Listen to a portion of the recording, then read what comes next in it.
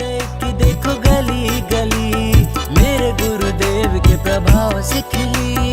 सारी दुनिया से बेगाने हो गए, सुधा सागर नाम के दीवाने हो गए। मस्ती में रंग मस्ताने हो गए,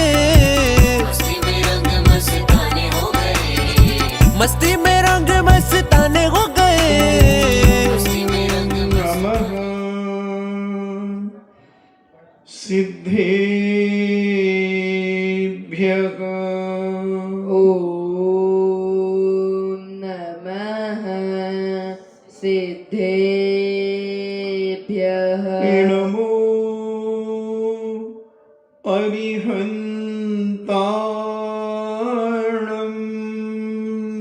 नमो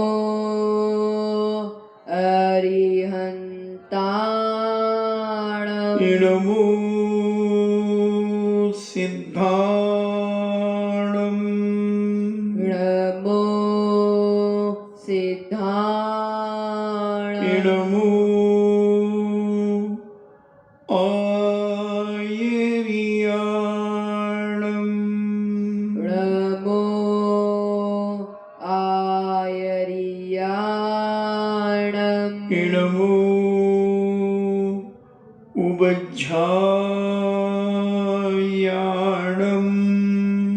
नमो उवज्झायाणम्। नमो लोये सब्बेसाभूणम्।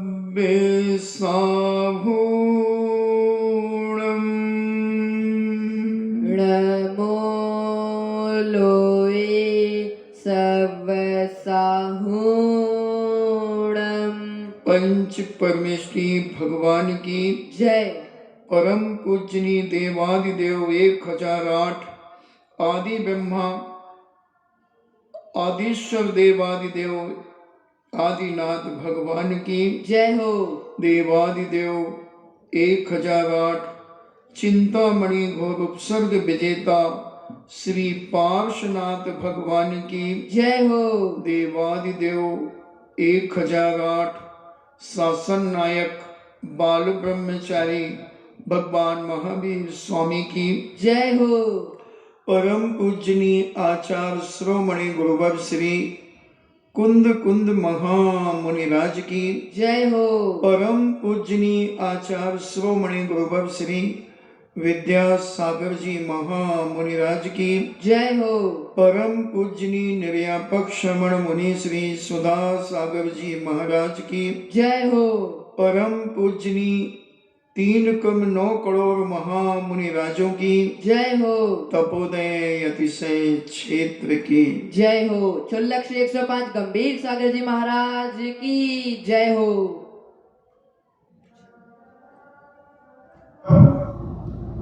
पुण्य का बोलबाला, जहां देखो यहाँ वहां जहां तहां मत पूछो कहां कहां, पुण्य के बिना किसी को कुछ भी प्राप्त नहीं होता। ये अपन ने बहुत अच्छी गहराइयों से इस विषय को समझा है, जाना है कि जहां पुण्य है वहां 3 लोक की संपदा भी बिछ जाती है, और जहां पुण्य नहीं है वहां पर खाने के लाले भी पड़ जाते हैं। पुण्य ऐसा क्या है कि जिस पुण्य के माध्यम से सब कुछ प्राप्त होता है, पुण्य के अभाव में जो कुछ होता है वो भी चला जाता है। बहुत सारे लोग आते। महाराज मेरे दादाजी थे, खूब ठाठ थे, और दादाजी के चले जाने के बाद धीरे धीरे स्थिति बिगड़ रही है, बिगड़ती ही जा रही है। अभी मुश्किल से 5 साल हुए उनको गए हुए, मगर स्थिति हमारी 50% खत्म हो गई। तो मैंने कहा भैया दादाजी क्या करते थे?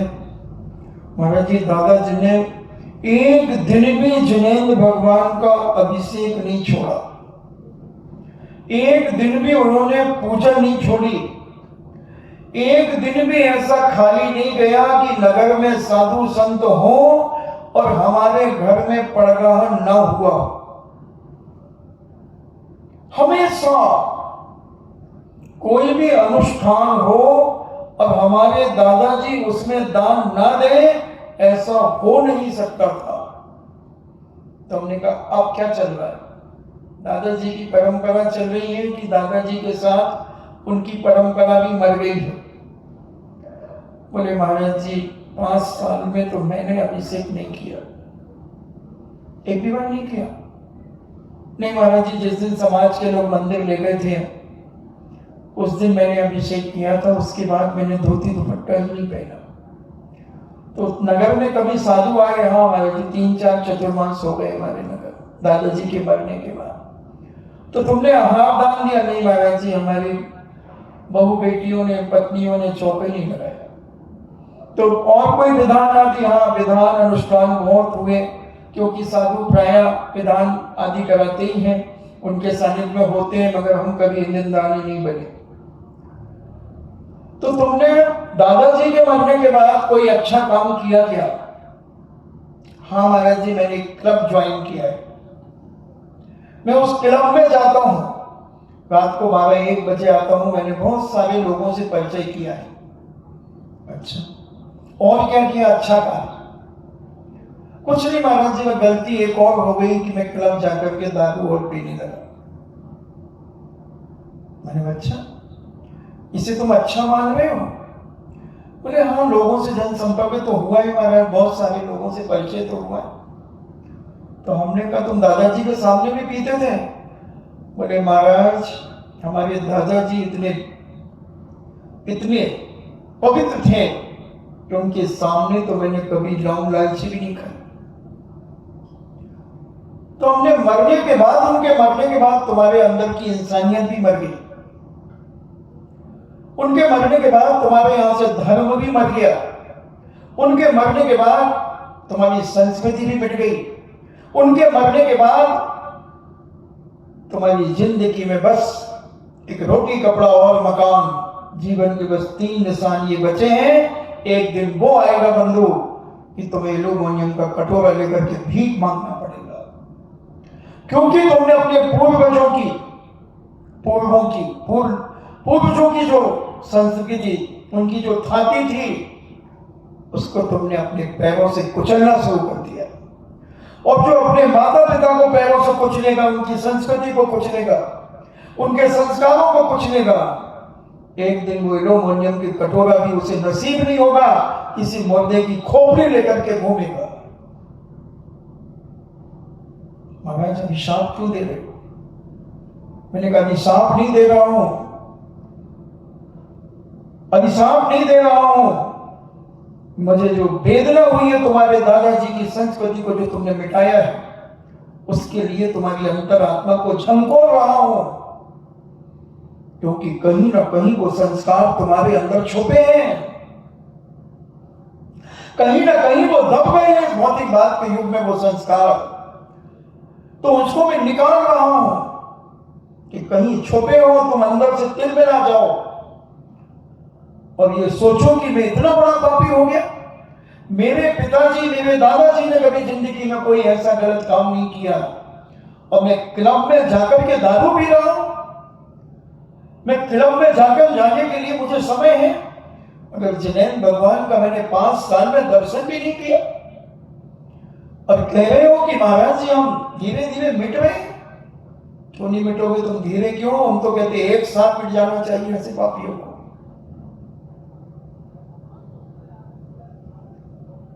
तुमने दादाजी के पुण्य पर ऐश किया है, तुमने दादाजी के संस्कारों पर इज्जत पाई है, तुमने दादाजी की संस्कृति को जो मान सम्मान चाहा है। दादाजी अपनी संस्कृति और संस्कार अपने साथ ले गए, मगर तुम्हें भी दे गए थे, मगर तुम दुष्ट आत्मा ने उन संस्कारों को न जाने कहां छुपा करके रख दिया, कहां दबा करके रख दिया। कई बार होता है, कोई कागज आदि होते हैं और अपन रख देते हैं, नहीं मिलता, ढूंढते रहते। कई बार ऐसी एक बार घटना घटी, देश आजादी के पहले महात्मा गांधी ने करीब 250 पेज का दस्तावेज डॉक्टर राजेंद्र प्रसाद जी को पढ़ने दिया और कहा इसे अच्छे से पढ़ना और फिर इसे रखवा देना। डॉक्टर राजेंद्र प्रसाद जी ने पढ़ा और पढ़ करके रख दिया, क्योंकि देश आजादी के समय बहुत दस्तावेज थे, बड़ी बड़ी अलमारियां भरी होती थी। एक दिन 2-3 महीने के बाद लगभग गांधी जी को दस्तावेज की जरूरत पड़ी। गांधी जी ने डॉक्टर राजेंद्र प्रसाद जी से कहा,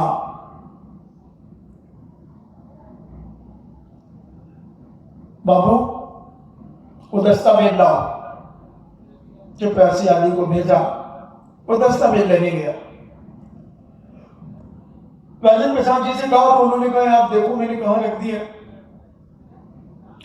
अलमारियां खोजने लगे, आधा घंटा करीब हो गया। बापू की फिर खबर आई, राजन से पूछो कहां है, जल्दी लाओ। राजन ने फौरन एक टाइपिस्ट को बुलाया और बोलना शुरू कर दिया। टाइपिस्ट ने टाइपिंग करना शुरू कर दी और लगभग 50 पेज जब टाइपिंग हो गए तो उन्होंने बापूजी के पास भेजे कि आप इनको पढ़िए, हम और टाइप करते हैं। इतने में वो दस्तावेज मिल गए। और जब वो मिल गए, चपरासी लेकर के आया, बोले बापू को, बापू ने कहा डबल कैसे हो गए? बोले कि वो मिल नहीं रहे थे तो राजेंद्र कुमार जी ने टाइप कराना शुरू कर दिया। गांधी जी ने दोनों को मिलाया, 50 पेज जो पहले के थे और 50 पेज जो नए थे बिल्कुल हूबहू थे, कोई अंतर नहीं था। राजेंद्र प्रसाद जी को बुलाया, बोले तुमने अच्छे से? बोले हाँ, मैं पूरी लिखा सकता हूं। वही एक विदेशी ब्रिटेन का कोई राजनेता बैठा हुआ था। उसने कहा, वाह राजेंद्र बाबू, ये है अंडे का दिमाग। तो राजेंद्र कुमार जी ने कहा, मिस्टर ये अंडे का दिमाग नहीं, ये शुद्ध देसी गाय का दिमाग, दूध के दिमाग है। शुद्ध देसी गाय के दूध का दिमाग है ये, क्योंकि गाय का दूध पीने से बुद्धि का विकास होता है और मांस अंडे आदि खाने से बुद्धि का ह्रास होता है। मैंने दूध पिया है अपनी मां का, मैंने दूध पिया है अपनी गौ माता का, उसके कारण मेरी याददाश्त, मेरी स्मरण शक्ति आज भी है, इस उम्र में भी। वो सिर नीचा करके रह गया।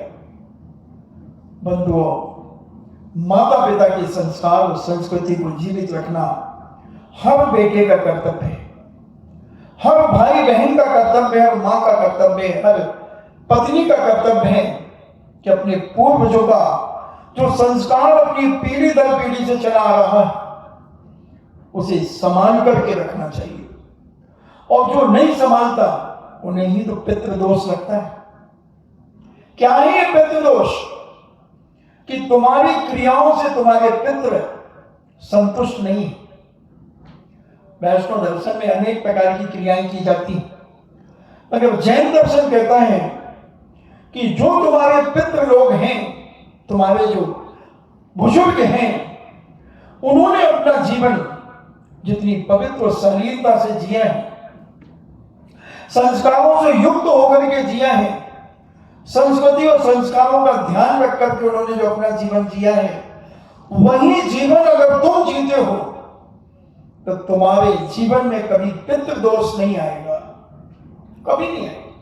कभी भी कोई पितृ यानी तुम्हारे बुजुर्ग बाप दादा तुमसे कभी कुपित नहीं होंगे, कभी कुपित नहीं होंगे और सदा तुम्हारी सहायता करेंगे, सदा सहायता करेंगे। मगर आज की युवा पीढ़ी चाहती तो है कि मेरी सब सुविधाएं मुझे मिले। हर बेटा अपने पिता से यही चाहता है कि मुझे सारी सुविधाएं मिले, मगर तेरा पुण्य भी तो होना चाहिए। सुविधा मिलने के लिए तेरा पुण्य होना चाहिए, तेरे सब कुछ तेरी योग्यता होना चाहिए, अनुशासित होना चाहिए। विवेकशील होना चाहिए। सब मिलेगा, जो कुछ मिलेगा पुण्य से ही मिलेगा। जो मैंने अभी भूमिका में 15 मिनट पहले जो बात कही कि हर व्यक्ति यही चाहता है, मगर बाप के मरने पर बाप जो करता था वो क्या बेटा करता है? 5 साल में जिसने अपने पिता के मरने पर, दादा के मरने के बाद जिसने एक बार भी धोती दुपट्टा न पहना हो, जिसने एक बार भी साधु संतों को आहार न दिया हो, जिसने एक बार भी दान पुण्य की क्रिया न की हो, जिसने एक बार भी संस्कार को जीवित करने का भाव न किया हो, जिसने एक बार भी संस्कृति को जीवित करने का भाव न किया हो, सारे अच्छे काम दादाजी के मरने के साथ वो अच्छे काम भी मर गए। और जब दादाजी के साथ जो मर गए वो तुम्हें कैसे मिल सकता है? दादाजी का पुण्य दादाजी के साथ चला गया, तुम भिख मंगे के भिख मंगे रह जाओगे। इसलिए पुण्य अपने जीवन में स्वयं का कमाओ। बाप की कमाई में कब तक ऐश करोगे? पहले के दुकानदार के पास जब बच्चा सामान खरीदने जाता था तो सच्चा दुकानदार अगर होता था और वो यथवा सामान भी खरीदता था वो लड़का, तो दुकानदार कहता था बेटा आप कमाई है कि बाप कमाई? तो वो कहता था अभी तो बाप कमाई है। तो वो समझ जाता था, तो उससे कहता था लिस्ट देख रहे कितने रुपए की हो गई? जब तू कमाएगा तो पसीना छोड़ देगा, ऐसे ही लेगा क्या जैसे अभी ले रहा, ये भी दे दो, ये भी दे दो, ये भी दे दो, पापा पैसे देंगे। ये देख ले जरा। तो ये पूछते थे कि बाप कमाई या आप कमाई? आप कमाई में आदमी हाथ सुकोड़ के खर्च करता है और बाप कमाई में दिल खोल के खर्च करता है। बहुत मुश्किल है बंधुओं। इसलिए पुण्य बहुत जरूरी है, बहुत जरूरी। और उस परिवार का पुण्य खत्म हो गया, 50% परिवार खत्म हो गया 5 साल के अंदर, क्योंकि दादाजी के संस्कार उसने खत्म कर दिए। दादाजी का एक दिन नहीं जाता था कि वो अभिषेक पूजन न करे। दादाजी का एक दिन नहीं जाता था कि नगर में साधु हो वो नवदा भक्ति ना करे, ना करे। असंभव असंभव असंभव। वो कहते थे मैं इतना भी दुर्भागा नहीं हूं, भले पंचम काल में पैदा हुआ हूं, कि मेरे नगर में साधु संत हो और मैं शुद्ध भोजन ना करूं, इससे बड़ा दुष्ट और निकृष्ट कोई नहीं होगा। मेरे नगर में साधु चातुर्मास कर रहा है और मेरे घर में अशुद्ध भोजन बने, अशुद्ध भोजन बने, असंभव असंभव। तो दादाजी शुद्ध भोजन करते थे। 4 महीने पूरे जब तक साधु रहते थे हमेशा शुद्ध भोजन बनता था। अचानक साधु भी आ जाए तो उसका आहार हो जाएगा। प्रतिदिन पड़गाहन करते थे। साधु आए या ना आए, नगर में जब तक साधु रहेंगे सम्यक दृष्टि धर्मात्मा के लक्षण है। जो सम्यक दृष्टि धर्मात्मा है वो कहता है जब मैं देव साधु का भक्त हूं, उन्हीं कारण से मुझे सम्यक दर्शन प्राप्त हुआ है और उसमें से देव मेरे नगर में चातुर्मास कर रहे हैं और मैं दुर्भागा उनको पड़गाहन नहीं करूं, इससे बड़ा पाप का बंध और क्या होगा? क्या होगा? सम्यक दृष्टि तड़पता है घर में रह करके, बिन पानी की जैसे मछली तड़पती है ऐसे सम्यक दृष्टि भी तड़पता है अपने जीवन में कि हे भगवान मैं व्रती बनकर के कब अपने जीवन का उत्थान करूं, मैं प्रतिमा धारण करके कब अपने जीवन का उत्थान करूं। ऐसी भावना। तो दादाजी के तूने कोई संस्कार ही नहीं लिए। नगर में कोई भी अनुष्ठान होता है दादाजी के दान बिना वो अनुष्ठान शुरू नहीं होता, शुरू नहीं होता। एक घटना स्मरण में आ गई। इसी समय ललितपुर में हमने 1993 में चातुर्मास किया। पूज्य मुनि ने उसके पहले 1991 में निसंग सागर जी, एलक जी महाराज और सुधा सागर जी महाराज का चातुर्मास था। तो उस समय एक दादाजी, ठंड का समय था, महाराज धूप में छत के ऊपर खड़े थे तो ललितपुर में अड्डा मंदिर के वहीं नीचे सब्जी मंडी, बहुत बड़ी सब्जी मंडी लगती है। तो एक दादाजी टमाटर की ठेले वाले से टमाटर क्या भाव, तो उसने कहा 8 आने किलो। तो दादाजी के नहीं, 6 आने किलो लगा, 35 पैसे किलो लगा, 40 पैसे लगा। ऐसे करते करते दादाजी ने 10-12 दुकानों को टटोला। महाराज जी ऊपर से ये दृश्य देख रहे थे और उसी दिन पंच कल्याणक की बोलियां लगना थी। आधा घंटे में दादाजी ने सब्जी खरीदी, सब दुकानदारों से मोल भाव किया, 10-10 पैसे, 5-5 पैसे का। और दादाजी सब्जी अब्जी रख करके आगे प्रवचन में और बोली लगी। और बुंदेलखंड में, मध्य प्रदेश में तो लाखों की कीमतें ही नहीं होती जब पंच कल्याणक होते, खोल देते भंडार। अभी 531 लाख रुपए का सौदा में बना था, सागर में बना 551 लाख का सौदा में था। तो उधर तो लगते नहीं, कहीं कुबेर बने वहां पर 300-300 लाख के। अलग ही लीला है। तो वहां पर जब बोली लगी तो दादाजी ने बोली लेना शुरू करी, बोली उन पर टूट गई। महाराज जी ने देखा कि डोकरा यही है जो भी सब्जी खरीद रहा था। महाराज ने कमेटी के लोगों को बुलाया और ये पैसे दे देगा कि नहीं देगा। ये भी आधा घंटे तक सब्जी में इधर से उधर डोल रहा था और मैं सुन रहा था 40 पैसे, कहीं 45 पैसे, 6 आने, 5 आने सब्जी वेट कर रहा था। तो वहां के लोगों ने कहा, महाराज जी ये हमारे समाज का दानवीर आदमी है, कोई भी हमारे कार्यक्रम, धार्मिक कार्यक्रम हो और इसका पैसा ना लगे तो हमारे कार्यक्रम में सफलता नहीं मिलती। सुन लिया दादाजी, क्योंकि माइक चालू था, महाराज धीरे बोल रहे थे। बोले महाराज जी पैसा आ रहा है, अभी बैंक खुल जाने दो, 10 साढ़े 10 बजे पैसा जमा कर दूंगा। महाराज ने क्या दबा बुलाया, बोले तुम सब्जी खरीद रहे थे? बोले हाँ खरीद रहा था। अब बुजुर्ग आदमी थोड़ा जोर से बोलते होने लगता, मुझे भी कम सुनाई पड़ता तो इनको भी कम सुनाई पड़ता होगा, इसलिए वो जोर से बोलते। बोले हाँ खरीद रहा था। तो महाराज ने कहा दादाजी तुमने आधा घंटे यहां से वहां 1 किलो 2 किलो टमाटर खरीदने में समय खराब कर दिया। बोले हाँ कर दिया।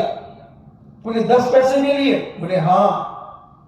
और बोले यहाँ इतनी लाखों की बोलियां ले ली तुमने? 2 बोली ले ली, कुबेर की भी ले ली, सौदरगुंज की भी ले ली? बोले हाँ ले ली। और है कोई बोली तो और लूंगा।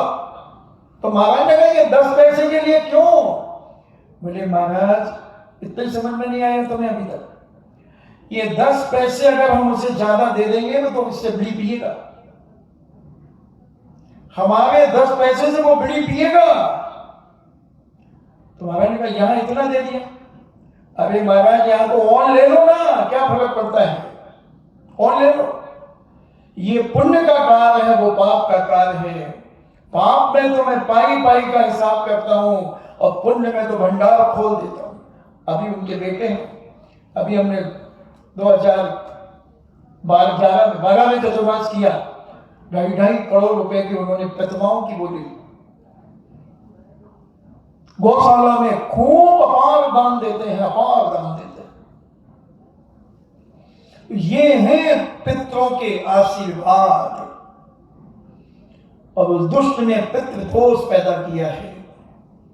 तो जो हमारे पिता करते थे अच्छे कार्य, वो सब बेटों को करना चाहिए, तो उनकी जिंदगी में कभी भी पितृदोष नहीं लग सकता, कभी भी कुछ नहीं हो सकता, मगर बहुत बिरले होते हैं जो अपने माता पिता के संस्कार, दान के, पुण्य के अपने जीवन के अंत तक चला पाते हैं। हर पिता को मरने के पहले अपने बेटे को वसीयत लिखने के साथ अपने ये संस्कार की भी वसीयत लिखना चाहिए कि बेटा ध्यान रखना, इस परिवार में हमेशा नवदा भक्ति होती आई है। नगर में जब भी साधु रहेगा तो घर में पड़गाहन विधि होगी। साधु आए या ना आए, 2-2 महीने साधु ना आए इसकी चिंता मत करना, मगर पड़गाहन कभी बंद मत करना। कभी भी धार्मिक अनुष्ठान हो, परिवार का कोई ना कोई व्यक्ति उस अनुष्ठान में बैठेगा। सारे संस्कार दिए और आज भी चल रहे। बहुत सारे परिवार हैं ऐसे जो अपने पिता से भी आज ज्यादा दान करने वाले हैं, क्योंकि आज पैसे की कीमत कम होती जा रही है, उस समय पिता के समय ज्यादा था। तो ये सब पुण्य, इसके बिना कुछ नहीं मिलता बंधुओं, कुछ नहीं मिलता। और प्रद्युम्न कुमार का पुण्य, जो मधु राजा का जीव स्वर्ग से आकर के रुक्मणी के गर्भ में जो आया, वह पूर्व जन्म का पुण्यशाली था, पूर्व जन्म का पुण्यशाली। कहां मिथ्या दृष्टि दीर्घ संसारी होने की स्थिति में था, सिनान की पर्याय से पुण्य करता गया, करता गया, करता गया, करता गया, और राजा मधु की पर्याय में आ गया। मगर बीच में फिर एक पाप का झटका लगा, मगर उस झटके से निकल गया। झटका लगा मगर झटके से निकल गया, और मुनि बनकर के जो घोर घोर तपस्या की, प्राणी मात्र के कल्याण की भावना जो उन्होंने अपने जीवन में की, उसकी प्रभाव से वह प्रद्युम्न कुमार बना। मगर जो चंद्र प्रभा का आवरण किया था, उसके कारण उसका बचपन में 6 दिन की उम्र में ही आवरण हो गया और शिला से दबा दिया। मगर इतना शक्तिशाली और पुण्यशाली था कि वो शिला भी उसे नहीं मार पाई। जाके राखो साइया मार सके न कोई, चाहे सारा जग बैरी क्यों ना हो, सारी दुनिया भी, मैं तो कहता हूं सच्चा नहीं डरता जमाने से।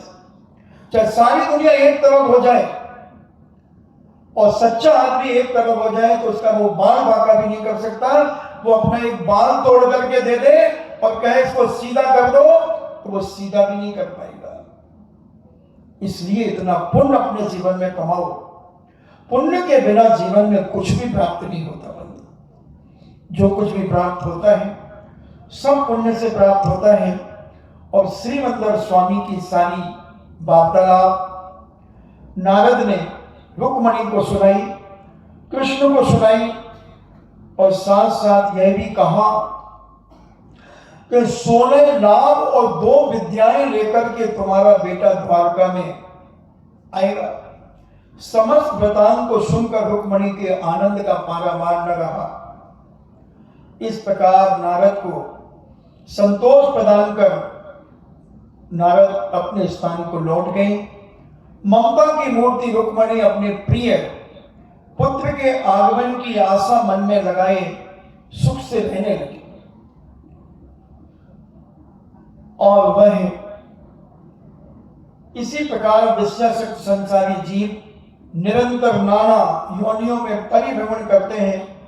अतः भव्य जीवों को चाहिए कि वह स्वर्ग मोक्ष के प्रदायक तथा जिनेश्वर द्वारा प्रणीत सोम एवं चंद्रमा के सादृश्य निर्मल धर्म को सदा अपने जीवन में अंगीकार करना चाहिए।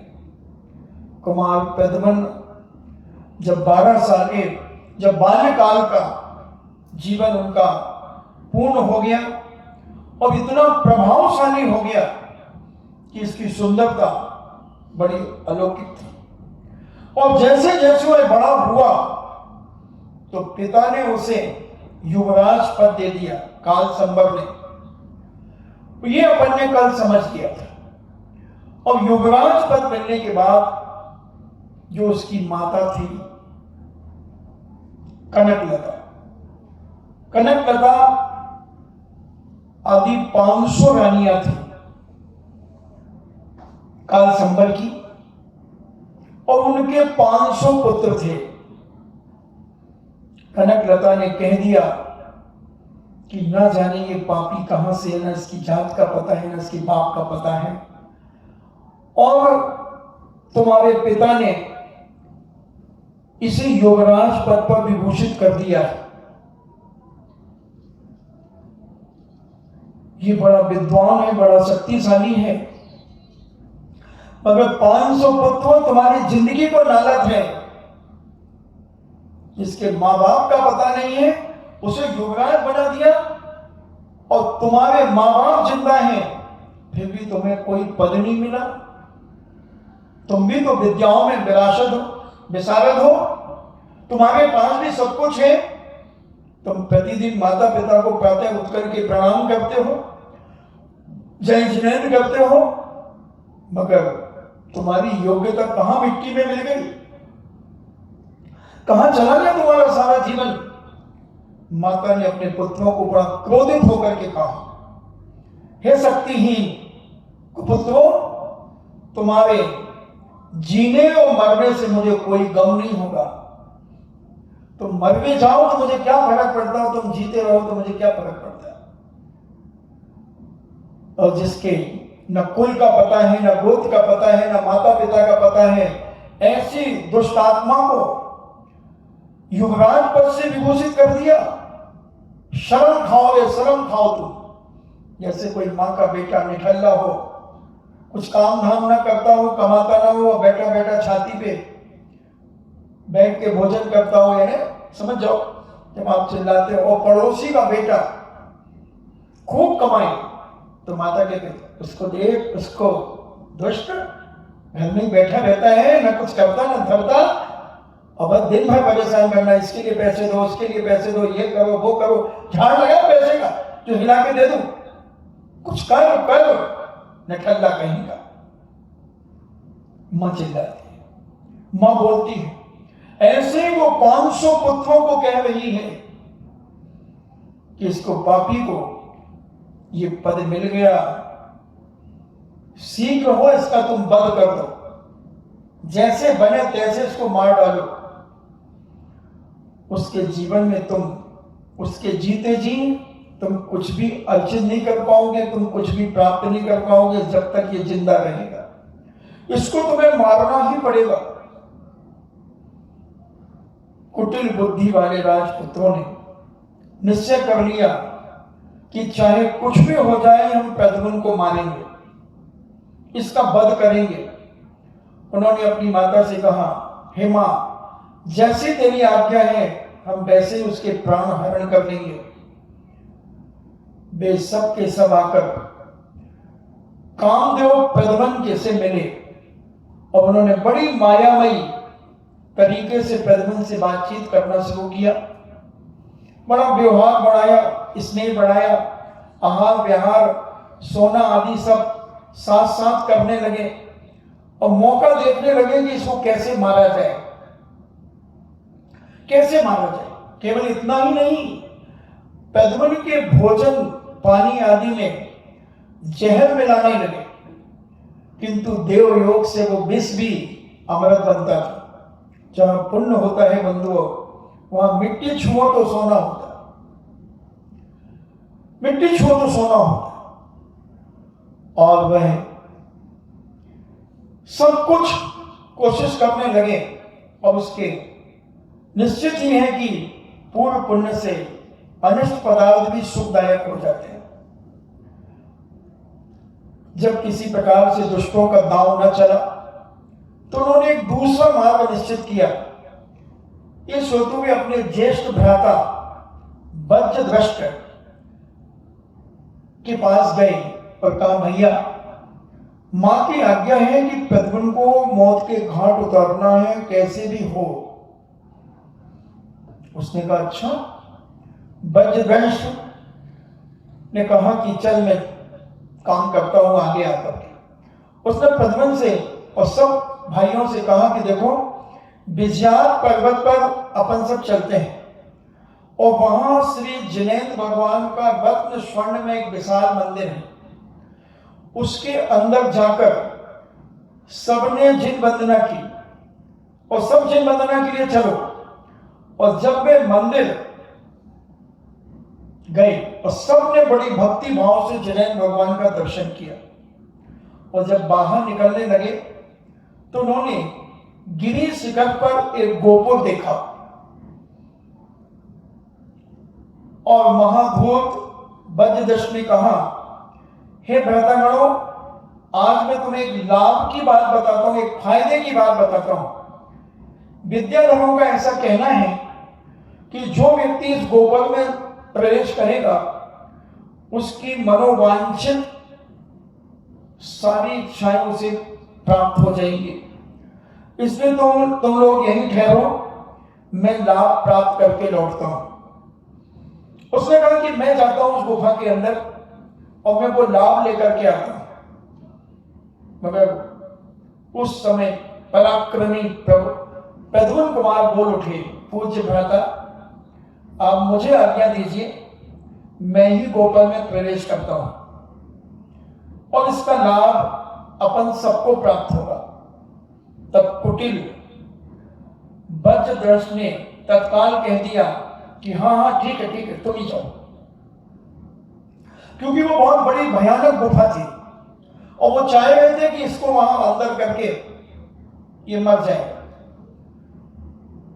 निशंक होकर प्रद्युम्न गोकुल की ओर अग्रसर हुए, अपना वेग बढ़ाते हुए अपने प्रचंड शक्ति से गोपुर के अवरुद्ध द्वारों को उन्होंने उन्मुक्त कर दिया। अपने शक्ति के बल पर जो गोपुर है वो गुफा बंद थी, उसमें कोई पत्थर अड़ा हुआ था बहुत बड़ा, उस पत्थर को उन्होंने हटा दिया और उस गुफा के अंदर वो प्रवेश कर गए। कोलाहल सुनकर भुजंग नामक एक रक्षक देव जागृत हो उठा। उसने नेत्र रक्त से उसके लाल लाल आंखें थी और आंखें खोल करके प्रद्युम्न कुमार को देखा। वे दुष्ट, तूने मेरे पवित्र स्थान को अपवित्र कर डाला है।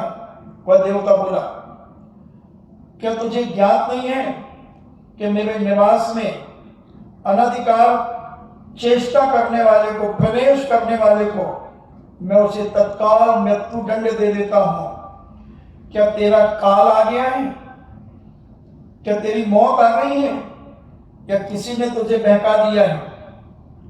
कुमार प्रद्युम्न ने बड़ी धीरता से उत्तर दिया, बहुत शालीनता से उत्तर दिया। कभी नीति समझ लो, अगर कोई तुमसे उत्तेजित होकर बोले, क्रोधित होकर के बोले, अहंकार से बोले, तो तुम उसका जवाब अहंकार में मत देना, उत्तेजना के साथ मत देना, दुष्टता और भ्रष्टता के साथ मत देना।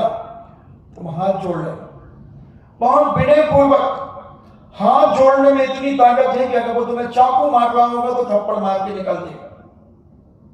एक घटना घटी, दो लड़के लड़ रहे थे, मेरे सामने की घटना। दोनों लड़ रहे तो दोनों में बहस हो गई। तू क्या कर लेगा, तू क्या कर लेगा? बोले तेरी आंखें बाहर निकाल लूंगा। उसने कहा निकाल। उसने अपनी साइड को ऊपर कर दिया, उसने निकाली गुप्ती और खोल करके उसके अंदर घुसेड़ी और खींच दी आंखें बाहर। दोनों जैन थे। अगर वो कहता है भैया माफ कर दिया, गलती हो गई, तो एक दो थप्पड़ मार करके वो निपट जाता मामला। जब नियमन है, अगर श्रीमती जी गर्म हो रही है तो श्रीमान को बिल्कुल शांत होना चाहिए, नहीं तो फिर अखाड़े की मिट्टी बुलाना पड़ेगी। और अगर श्रीमान गर्म हो रहे हैं तो श्रीमती को बिल्कुल नीचे मुंडी करके बैठ जाना चाहिए, या तो स्थानांतरण हो जाना चाहिए। चिल्ला क्यों जा रही, रखो मेरी बात को। हाँ अभी मैं पानी पी के आते, और तुम तो वहीं छूट जाना। अभी तक पानी नहीं पिया क्या? अभी तो आपके लिए भी तो ला रही हूं, छान तो लो पानी जरा। छान ले पानी। उधर तो बोतलें डकाव जाती है बिस्लरी की, तो पानी छानने की बात कर रही। तो ये तो घर है ना, तो छान तो लो, तो छान के पिलाऊंगी ना आपको, जीप थोड़ी पिला दूंगी। नहीं पीना मुझे, तू पी के आ जा जल्दी से। हाँ मैं आ रही। अब इतनी देर में धीरे धीरे गुस्सा कम हो जाएगा, और जब बिल्कुल शांत हो जाए फिर तुम सीधे हाइड्रोजन बम फेंकना। जब तक कोई चिल्लाते नहीं, समझते नहीं कोई चीज को, पागल थोड़ी है, हमें भी सब मालूम है, तो फिर उस समय क्यों नहीं बढ़? तो आप ही करोगे तो सुनने का मौका ही नहीं था, तुमने दिया ही नहीं, तुमने मौका। होशियार बन गए थे बड़े। फालतू में, जो मामला निपट गया। अगर उस समय तुम भी गर्म हो जाते तो WWF हो जाता। ये नीति है, यदि सामने वाला उत्तेजित हो तो उस समय बिल्कुल शांत हो जाए, कुछ बोलने ही नहीं। और अगर तुम्हें हंसना आता हो तो जोर से मत हंसना, मंद मंद मुस्काना, तो और चलेगा, जले में नमक डाल दिया और चलेगा, इसलिए मंद मंद मुस्काना। हाँ, और कह लो, क्या आज दुकान में किसी झगड़ा हो गया था? दुकान में नहीं, तू ऐसे काम करती। हाँ तो नहीं, और वहां भी हुआ था, फालतू बातें मत करो। अब देखो टोन को समझते जाना, बस धीरे धीरे इसी में मामला तुम्हारी विजय हो जाएगी। और प्रद्युम्न कुमार ने ऐसा ही किया, ऐसा ही कहा, बड़ी धीरता से, बड़े प्रेम से कहा, हे अश्वत्थामा, क्यों व्यर्थ में प्रलाप कर रहे हो? यदि तुझमें बल हो तो मुझसे युद्ध कर। चिल्लाने से क्या मतलब है? ज्ञात हो जाएगा कि कौन अधिक बली है। देव ने क्रोधित होकर कुमार पर प्रहार किया। कुमार ने भी वीरता पूर्वक उसका सामना किया। दोनों में मल्लयुद्ध हुआ। वे मुष्टि, चपेट, हुंकार आदि ध्वनि से दीर्घ काल तक, यानी बहुत लंबे समय तक संग्राम करते रहे। अंत में भुजंग देव ने पराजय स्वीकार कर ली और कुमार के चरणों में गिर पड़ा। क्योंकि कोई भी देवता होता है तो वो पहले तुम्हारी परीक्षा लेता है कि मैं तुम्हें सिद्ध होऊंगा तो तुम मुझे संभाल पाओगे कि नहीं संभाल पाओगे। इसलिए वो अपनी शक्ति का प्रदर्शन करता है, और जब तुम उसे संभाल लोगे तो वो चरणों में नतमस्तक हो जाता है। इसलिए देवता सिद्ध करने के लिए बहुत ताकत चाहिए, बहुत ताकत चाहिए, बहुत विल पावर मजबूत होना चाहिए। नहीं तो वो ऐसी ऐसी धमकियां देते हैं। हमने बताया था ना पदमपुरा में,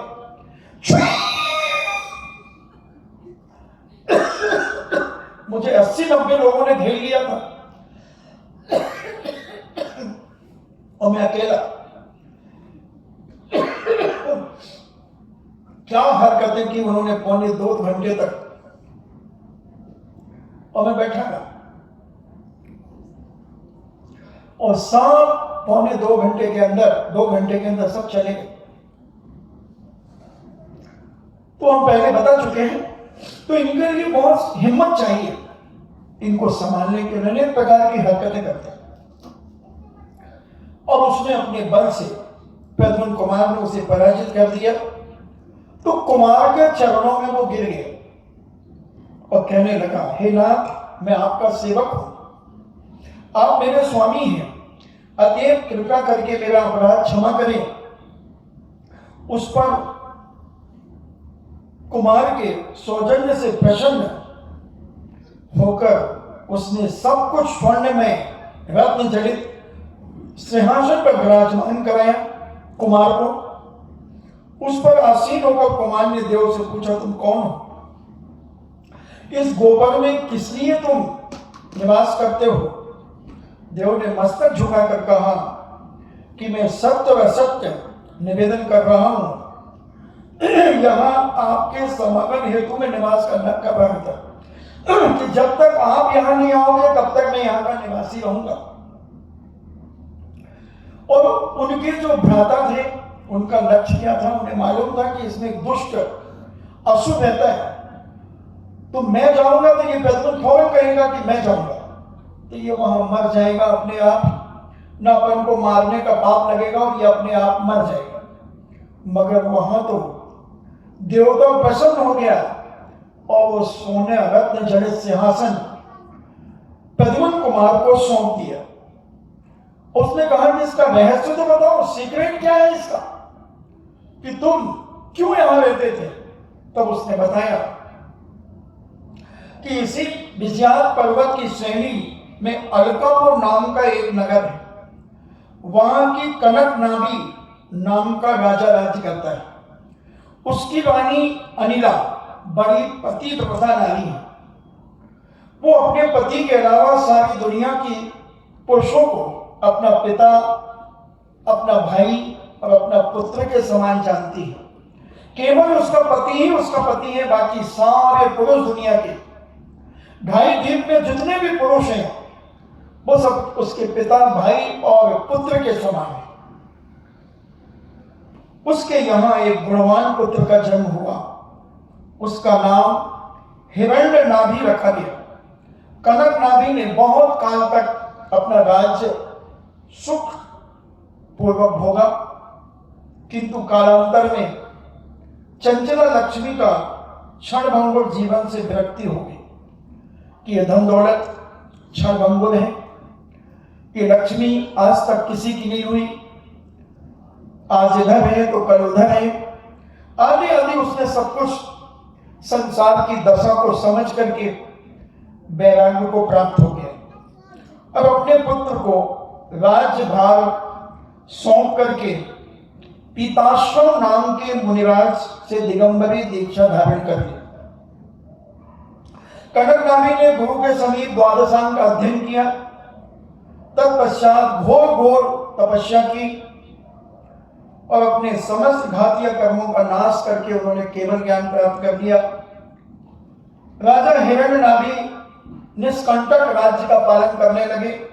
निष्कंटक का मतलब कोई भी किसी प्रकार की परेशानी नहीं उनके राज्य में, सब सुख शांति समृद्धि से परिपूर्ण पूरा राज्य, प्रजा, सब लोग शांति से जीवन यापन कर रहे थे।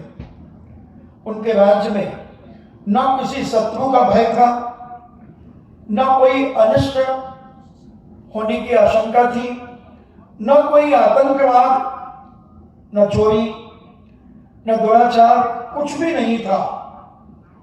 एक दिन वह अपने महल की छत के ऊपर बैठा था, तब उसने असीम विभूति एवं विशाल सेना से संपन्न दैत्य इंद्र के राज्य को देखा। अपनी विभूति संपदा का अवलोकन कर हिरण्यनाभि ने विचार किया। यानी वो अपनी छत के ऊपर बैठ करके उसने एक राजा का सारा वैभव देखा और उसने अपने वैभव का निरीक्षण किया कि मेरे पास कितना वैभव है, और फिर विचार किया कि मेरे पास तो की संपदा बहुत नगण्य है, उसकी अपेक्षा मेरे पास बहुत कम है, बहुत छोटा आदमी हूं मैं उसके सामने। धिक्कार है मेरे जीवन को और मेरी विभूति को। अब मुझे ऐसा कोई कार्य करना चाहिए कि जिससे मनोवांछित फल की प्राप्ति मुझे हो। ऐसा दृढ़ संकल्प करके उसने राज्य का भार अपने अनुज, अपने छोटे भाई को सौंप दिया और स्वयं साधनार्थ वन में जाकर के तपस्या करने के लिए तैयार हो गया। उसने गुरु द्वारा, अपने गुरु के द्वारा अनेक अनेक विद्याओं की साधना शुरू कर दी। अंत में रोहिणी एवं अन्य विद्याओं का साधना करके वह अपने राज्य में लौटकर आया। अब आकर अनुज से राजभार लेकर पुनः शासन करने लगा। इन्हें विद्या सिद्ध करके आया और अपना राज्य पुनः प्राप्त कर लिया अपने भाई से। उन विद्याओं के द्वारा प्राप्त किए हुए वैभव से हिरण्यनाभि इंद्र सादृश्य शोभित होने लगा। जैसे इंद्र का वैभव होता है, इंद्र की शक्ति होती है, उसके समान हिरण्यनाभि लोगों की दृष्टि में आने लगा। पुण्य के प्रभाव से उसने चिरकाल तक निष्कंटक राज्य किया। किंतु एक दिन अचानक हिरण्यनाभि को वैराग्य उत्पन्न हो गया। देखना, एक भी राजा, महाराजा, राजकुमार ऐसा नहीं है, कितने भी अत्याचार करे, कितनी भी लूटपाट करे, कितना भी वैभव प्राप्त करे, वो जानता है कि राजेश्वरी से नरकेश्वरी होती है। इसलिए वो सब कुछ करने के बाद अंत में वैराग्य को प्राप्त हो ही जाते हैं। इतना वैभव किया कि उस राजा का वैभव देखकर अपना वैभव भी बढ़ाया, राजपाट बढ़ाया, सब कुछ बढ़ाया, मगर सब कुछ करने के बाद अचानक वैराग्य को प्राप्त हो गया और यथाशीघ्र राज का भार अपने पुत्र को सौंपकर भगवान नेमिनाथ स्वामी के समो शरण में गया। वहां जैनेश्वरी दीक्षा धारण कर ली। पूज्य नेमिनाथ भगवान के चरणों में मस्तक झुकाकर नमोस्तु किया और कहा कि हे भगवान, तथ्य तथा भली भांति में समझ गया हूं कि अनादिकाल से संसार में भ्रमण कर रहा हूं, अतएव आप मुझे उत्कृष्ट व्रत प्रदान कीजिए। नेमिनाथ भगवान ने कहा कि हे भवपुंडरीक, तुम्हारा यह विचार बहुत उत्तम है। जिनेश्वरी दीक्षा बिना अतुल सौभाग्य को प्राप्त नहीं किया जा सकता। तुझे इस महाव्रत को अवश्य स्वीकार करना चाहिए।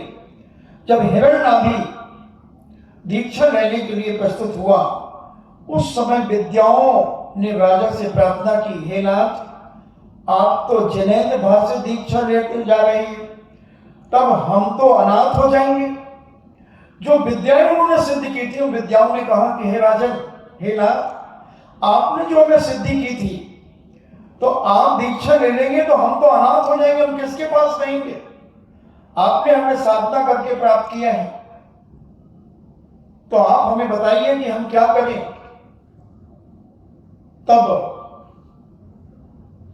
उन ऐसी स्थिति में हम क्या करें? हिरण्यनाभि ने तत्काल ही कहा, हे नेमिनाथ भगवान से पूछो। नेमिनाथ भगवान, आप कृपा करके प्रकट करें कि इन विद्याओं का स्वामी कौन होगा। उस समय जिनेन्द्र भगवान ने दिव्य ध्वनि में कहा कि हे वत्स, इन विद्याओं का स्वामी बड़ा ही होनहार है, मैं बताता हूं, तू सुन। नेमिनाथ भगवान ने कहा कि इन विद्याओं का मालिक कौन होगा, इन विद्याओं को कौन संभालेगा? तो उन्होंने कहा, हरिवंश शिरोमणि नौमा नारायण, जो हरिवंश का शिरोमणि है, 9वें नंबर का नारायण, नेमिनाथ भगवान का ज्येष्ठ भ्राता, उनके प्रद्युम्न कुमार नाम का एक महाबली पुत्र होगा। वह किसी कारणवश इस गोपुर में आएगा। उस समय वह पराक्रमी इन विद्याओं का स्वामी होगा। भगवान के ऐसे वचन सुनकर हिरण्यनाभि ने मुझसे कहा कि जो बलवान एवं सर्वमान पुरुष गोपुर में आवे एवं तुझसे युद्ध के लिए प्रस्तुत हो जाए, वही इन विद्याओं का मालिक होगा, नायक होगा। अतः तुम गोपुर में जाकर रहो। इतना कहकर हिरण्यनाभि ने दीक्षा ले ली और अनेक शास्त्रों का अध्ययन कर आत्मस्वरूप का ध्यान करना शुरू कर दिया। क्योंकि जिसका स्वाध्याय नहीं होगा वो ध्यान क्या करेगा? और ध्यान के बिना कोई आदमी एक पल भी नहीं निकालता। हर समय ध्यान होता है, मगर आर्त ध्यान और बौद्ध ध्यान होता है। धर्म ध्यान तो कितनी देर होता है। तो इसलिए पहले अध्ययन करना बहुत जरूरी है। जब तक हम अध्ययन नहीं करेंगे, जब तक हम ध्यान नहीं कर सकते। केवल हाथ के ऊपर हाथ रख के बैठना कोई ध्यान नहीं है। रीढ़ सीधी करके बैठना, हाथ के ऊपर हाथ रख के बैठना, आंखें बंद करके बैठ जाना, ऐसे तो बगला भी बैठ जाता है। बगला भी एक टांग से खड़ा होकर के ऐसी एकाग्रता बनाता है, ऐसी एकाग्रता बनाता है कि लोग उसे बड़ा ध्यानी मानते हैं, मगर उसका इंटेंशन कि जो तालाब या नदी में जो मछली तैर रही उसके सामने आएगी, उसे फट से गप कर देगा। मैंने देखा नदियों के किनारे बगला एक टांग से ऐसा खड़ा रहता है, बिल्कुल शांत होकर के खड़ा रहता है, और मछलियां उछलती रहती हैं, और जैसे ही उसकी चोंच का एंगल बनता, खट से 1 सेकंड ही लगता उसे, और पकड़ लेता। तो ये ध्यान नहीं है। जब तक अंदर तुम्हारे कुछ होगा ही नहीं, तो तुम क्या ध्यान करोगे? इसलिए अध्ययन करना बहुत जरूरी है, स्वाध्याय करना बहुत जरूरी है। तो पूज्य हिरण्यनाभि मुनिराज तो बन गए। अब वो अपना अध्ययन करने लगे और उन्होंने अध्ययन करना शुरू किया। अनेक शास्त्रों का अध्ययन करके उन्होंने अपने घातीय कर्मों को नष्ट करके केवल ज्ञान को प्राप्त किया और अघातीय कर्मों को नष्ट करके सिद्ध पद को प्राप्त कर लिया। उनकी आज्ञा के अनुसार मैं उसी समय से इस गोपुर में रह रहा हूं और आपका इंतजार कर रहा हूं, निवास कर रहा हूं। अब आप कृपया कर इन विद्याओं का एवं इस धन दौलत वैभव को स्वीकार करें। विद्याओं में भी अमूल्य रत्नों का मुकुट एवं आवरण हम आपको प्रदान करते हैं। विनय पूर्वक हे स्वामी, श्री नैमिनाथ भगवान ने जैसे दिव्य ध्वनि में कहा था, उसी प्रकार आपका पराक्रम मैंने देखा। आप ऐश्वर्यशाली हैं, हम सब आपकी अनुचर हैं, आप हमें आज्ञा दें। कुमार ने कहा, एवं वस्तु ऐसा ही हो, जब कभी मैं आपका स्मरण करूं तुम उपस्थित हो जाना। उसने कहा ठीक है। धूर्त बद्धदष्ट ने देखा कि कुमार को गोकुल में गए हुए प्रवेश के हुए काफी समय हो गया, विलंब हो गया, तो उन्हें बड़ी प्रसन्नता होने लगी। इसी से जुड़ी हुई एक स्मरण में घटना आ गई। जब 1994 में हम लोग जब राजस्थान में हमने प्रवेश किया पूज्य मुनि श्री ने, तो जब हम सामान्य आए श्री पदमपुरा जी से, तो वहां लोगों ने कहा कि महाराज जी भूगर्भ में जिनालय स्थापित है। और पूज्य शांति सागर जी महाराज ने 1932-33 के दौरान निकाला था। 1971 में देशभूषण जी महाराज ने निकाला था और 1984 में विमल सागर जी महाराज ने निकाला था।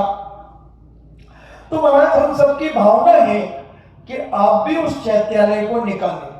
महाराज ने कहा इसकी प्रामाणिकता क्या है? तो एक देशभूषण जी महाराज का फोटो मिला, एक छोटा सा, और कहा देखो महाराज जी ये चैत्यालय है और देशभूषण जी महाराज ने निकाला था। मगर सुन लो, देशभूषण जी महाराज ने चैत्यालय निकालने के बाद वो लेट हो गए पुनः स्थापित करने में, तो पूरे पंडाल में सांप बिच्छू छोटे छोटे हो गए पूरे पंडाल में, और लोगों के ऊपर चढ़ने लगे। जब महाराज के ऊपर भी चढ़ गए तो महाराज ने देखा तो पूछा क्या बात है? तो किसी ने कहा महाराज जी आपने जो समय सीमा बांधी थी वो आपकी पूरी हो गई और आपने भगवान को यथावत पहुंचाया नहीं। फिर फौरन महाराज ने एक भगवान को नीचे पहुंचाया और फिर विधान का समापन आदि करके सारा चैत्यालय नीचे पहुंचाया। तो महाराज जी देख लो, ऐसा खतरा भी हो सकता है। तो महाराज जी ने कहा ठीक है, खतरे से तो मैं निपट लूंगा। और महाराज गए और महाराज को दर्शन करने में इतना आनंद आ गया कि वो भूल ही गए कि लोग ऊपर बैठे हैं हजारों की तादाद में, और यहां पर लोग रोने लगे। एक छावड़ा जी थे, नाम मैं भूल रहा हूं, अभी भी हैं शायद, तो वो रोने लगे, महाराज जी अब क्या होगा? हमने कहा क्या होगा? बोले महाराज जी तो आचार्य भी नहीं है, वहां भी जितने ने निकाली सब आचार्य थे। अरे मैंने कहा 3 अक्षर किसी के नाम के आगे लग जाते थे, क्या वो आचार हो जाता है क्या? ऐसे आचार तो समाज का आचार निकलते हैं। हमने कहा तुम्हारी दृष्टि से तो मुझे ऐसा लगता है कि नमोकार मंत्र के 4 पद जाने कहां खो जाएंगे और 21वीं सदी में सारे मुनि आचार्य हो जाएंगे। होड़ लगी है तुम्हें आचार्य की। बोले दूसरी बात, उन्होंने क्षेत्रपाल जी को चोला भी नहीं चढ़ाया महाराज जी। अरे मैंने कहा पागल, इन चपरासियों को चोला चढ़ाएगा साधु? तुम्हारा दिमाग तो सही है ना? रोने लगे वो तो, कमेटी को इकट्ठा कर लिया कि महाराज जी तो राम नाम सत्य है।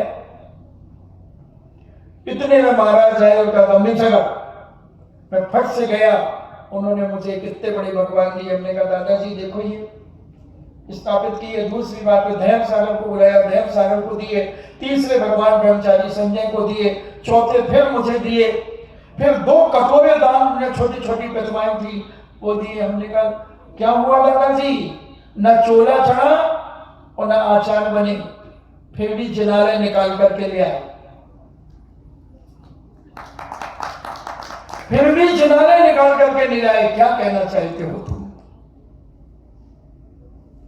तो बंधुओं, देवता को बिठा दो तो वही बैठा रहेगा, काम होना चाहिए उसको। तो कुमार ने उनसे कह दिया कि जब तुम्हें अभी जरूरत होगी मैं तुम्हें पुकारूंगा, तुम आ जाना। और गोपर, उनका जो भाई था, उसका तो उद्देश्य यही था कि ये वहां मर जाएगा, इसको मार दिया जाएगा और ये अपना जीवन खत्म कर देगा और हम निश्चिंत हो जाएंगे, अपनी मां की भी पूर्ति कर देंगे। मगर यह दृश्य गोकुल से कुमार निकला और कुमार को जीवित अवस्था में देखकर आभूषणों से सजे हुए एवं अभिमान चूर हो गया उनका, किंतु अपना कपट भाव छुपा करके उन्होंने पुनः कुमार से मिले और सरल हृदय कुमार को एक काल गुफा की ओर ले गए और काल गुफा की ओर ले जाकर कुछ दूर चलकर महाकपटी वज्रदृष्टा ने कहा, हे प्रिय भ्राताओं, इस गुफा में प्रवेश करने वालों को सुखदायक इष्ट वस्तु की प्राप्ति होगी, अतएव तुम लोग कुछ काल तक यहीं विश्राम करो, मैं गुफा में से सिद्धियां प्राप्त करके लौटता हूं। यह बात सुनकर प्रद्युम्न कुमार ने कहा, भैया मेरे रहते हुए आप कष्ट क्यों करते हो, मुझे इस गुफा में जाने दो। वज्रदंड ने प्रसन्नता के साथ उस गुफा में प्रवेश करने की आज्ञा दे दी। कुमार निर्भय और निर्भीक होकर के उस गुफा में प्रवेश करने के लिए चले गए, क्योंकि आदमी जब किसी के साथ बुरा करता है और अगर तुम्हारा पुण्य का उदय है तो वो तुम्हारा बाल बांका भी नहीं कर सकता। इसलिए मैं प्रतिदिन कह रहा हूं, कैसे भी हो अपने जीवन में अपने परिणामों को बड़ा सरल, बड़ा निर्मल, बड़ा पवित्र, छल कपट से रहित जीवन में धार्मिक क्रियाएं करो और पुण्य का संचय करो। कभी दूसरों को नीचा दिखाने का प्रोग्राम मत करो, कभी किसी की उपेक्षा करने का भाव मत करो, कभी किसी को जलील करने का भाव मत करो। जितना हो सके उसका उपकार करने का भाव करो। तो महाराज जी वो हमारा कुछ भी करता रहे, कितने दिन करेगा, कितने दिन करेगा? 1 दिन, 2 दिन, 3 दिन। जब तुम उसका प्रतिकार ही नहीं करोगे, जब तुम प्रतिकार ही नहीं करोगे तो उसको भी तो शर्म आएगी, वो भी तो आदमी है, कोई मिट्टी का थोड़ी बना। उसे भी लज्जा आएगी कि यार हम कितने दुष्ट हैं। अकेले में वो भी फीलिंग करेगा कि यार मैं जब देखो जब इसे सताता रहता हूँ, जब देखो जो कुछ भी कहता रहता हूँ, मगर ये कितने हितमित प्रिय वचन बोलते हैं, ये तो मेरा स्वप्न में भी बुरा नहीं सोचते। मैं हमेशा गलत करता हूँ, उसे अपनी गलती अपने आप एहसास होने लगे। हम अपनी क्रिया से, अपने चारित्र से, अपने विचारों से, अपने खान पान से, अपने चलने से फिरने से हम लोगों को शिक्षा दे सकते हैं, दे सकते हैं। हमारे आचार्य श्री कहते हैं, कभी किसी को सुधारने की कोशिश न करो, तुम अपने आप में इतने दृढ़ निश्चय रहो कि तुम्हारी चर्या देख करके लोग अपने आप प्रभावित होते चले जाएंगे। किसी को प्रभावित करने का प्रयास मत करो कि वो मेरे पास नहीं आ रहा, उसको बुलाओ, वो क्यों नहीं आता, उसको अब नहीं आता ना तो उसको आशीर्वाद देना बंद कर देता, उसके चौके में नहीं जाऊंगा, उसको ये नहीं करूंगा, वो नहीं करूंगा। अगर ऐसा तुम करोगे तो तुम दुर्गति चले जाओगे। तुम अपना कर्तव्य करो कि मुझे क्या करना है, तुम उस पर आगम के अनुसार चलो। कोई आ जाए हित में प्रिय वचन से उससे बोल लो, और नहीं तो कोई बात नहीं, क्या फर्क पड़ता है। अकेला भी तो भला रहता है, अकेले का आनंद भी बड़ा अलौकिक होता है, कोई जरूरी नहीं। तो बंधुओं, हमेशा एक चीज अपने जीवन में रखो कि मेरे कारण से किसी का मन दुखी ना हो जाए। हाँ, ऐसा भी और समझ लेना, इसका स्पष्टीकरण कर दो कि तुम सही कह रहे हो, सत्य है, तुम्हारा भाव किसी का मन दुखाने का नहीं है, उसका उपकार करने का है, तो डंके की चोट पे कहो। हाँ, किसी का मन दुखाने के लिए कहते हो तो सत्य भी कहते हो तो वो असत्य है, समझना। जैन दर्शन सत्य को भी असत्य कहता है और असत्य को भी सत्य कहता है। इंटेंशन पे डिपेंड करता है कि आपका इंटेंशन क्या है, लक्ष्य क्या है, कोई भी बात करने का, कहने का उद्देश्य क्या है आपका, क्या सिद्ध करना चाहते हो आप। सामने वाले को सुधारने का भाव है अगर तुम्हारा, तो तुम खूब अच्छे से कहो, खूब अच्छे से कहो, कहना ही चाहिए। जैसे माँ का बेटा जब शैतानी करता है तो माँ कितनी सुनाती, इधर टोंगे तोड़ दूंगी, दिन में वो चलता रहता है, यहां से वहां, यहां से वहां, एक मिनट शांति से नहीं बैठता। खैर जब तुझे देखती हूं, इधर आ जा चुपचाप, नहीं तो समझ में खैर नहीं देनी शाम को, तेरे पापा को आने दे। तो मम्मी मैं क्या बोलूं, तो तू शैतानी क्यों कर रहा, सुनता क्यों नहीं तू मेरी बात को, न पढ़ता है, न लिखता है, न कुछ करता है, न समय पे खाता, तेरे लिए नौकरानी हो रही, दिन में बैठी रहूं तेरे लिए खाना चिल्लाती रहूं। चुपचाप अगर आज शाम को समय पे नहीं आया ना, तो कल से तेरा खाना बंद, फिर देखती हूं मैं तुझे। बहुत सिर पे चढ़ गया।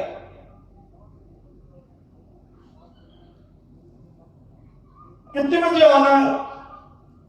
11 बजे के पहले आ जाना भोजन करने के लिए, नहीं तो किचन में ताला लगा दूंगी। और आज आने तो तेरे पापा को कह दूंगी इसको 1 रुपया भी मत दे। पैसे देकर के बिगाड़ दिए बच्चों को, जब देखो जब पैसे दे देते। आज उनकी भी खैर नहीं, आने दो उनको। आज पारा बहुत गर्म है,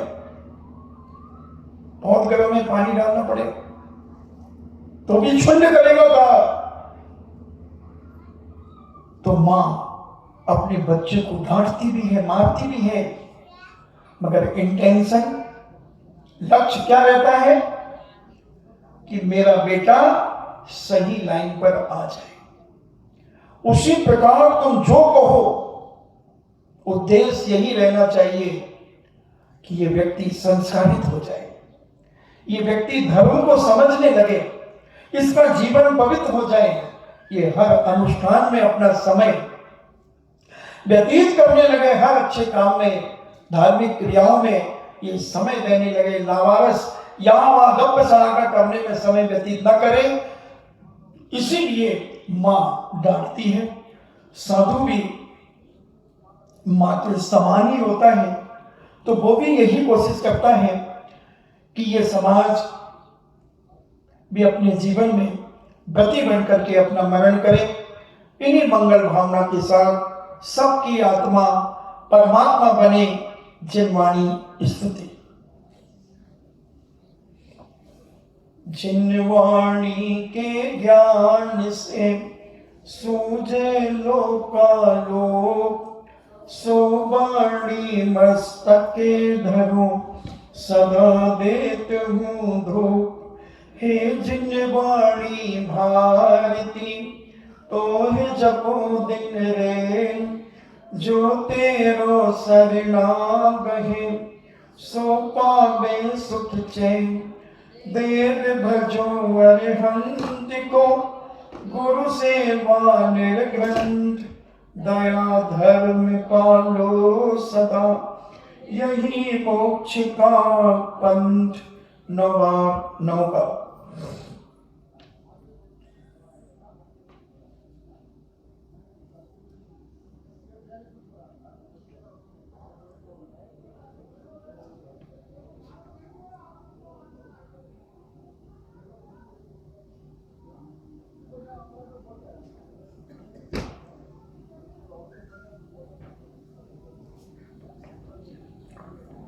परम पूजनी द्वादशां जिनवाणी माता की। सुत देवता सुत देवता सुत देवता। जैनम जेतु शासनम, जैनम जेतु शासनम, जैनम जेतु शासनम।